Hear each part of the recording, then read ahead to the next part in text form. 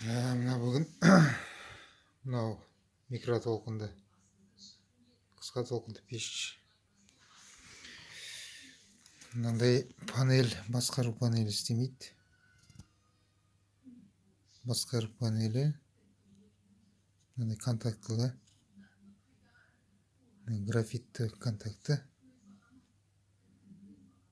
арасындағы арақашықтығы жақын болып бір-біріне тимей қалған. Мына өзінде клей екі бетті скотч сияқты. Солар мына квадрат болып арасында 1 миллиметр дей ме сондай зазор арақашықтық. Солар уақыт өте басып әбден жабысып қалады. Оны міне мынандай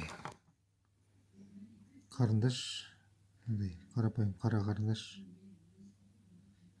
Осының басында графитті болады, графитпен мына контактілерді бұны тазартып бояп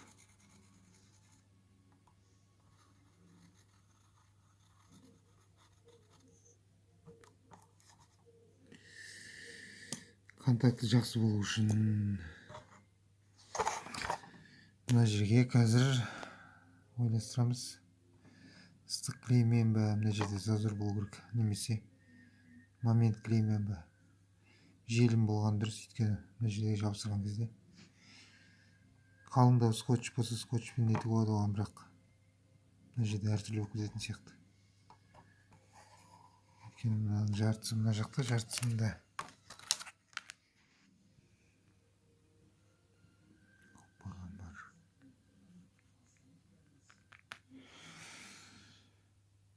Қазір бірдеңе ойластырамыз. Міне мынандай момент желіммен мына контактының жан жақтарына мынандай қылып жақтым. Аралық зазор болу үшін. Қазір 15-20 минут күту керек. Клей әбден ішіне егдіп қатқанша.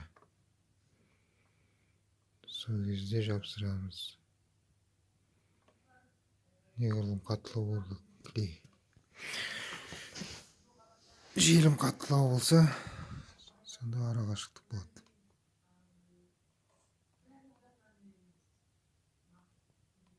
Көреміз.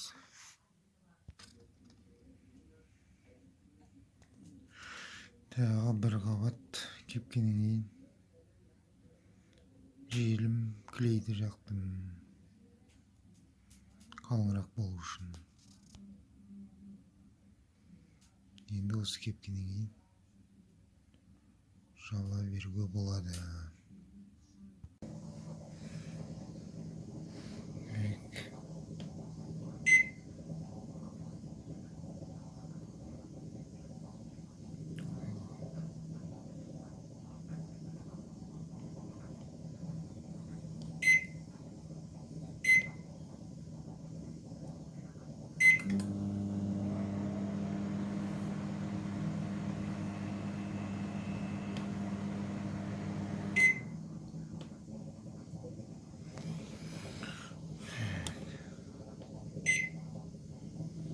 Сағатын қою үшін мына жерде сағат болса керек. 24 сағаттық.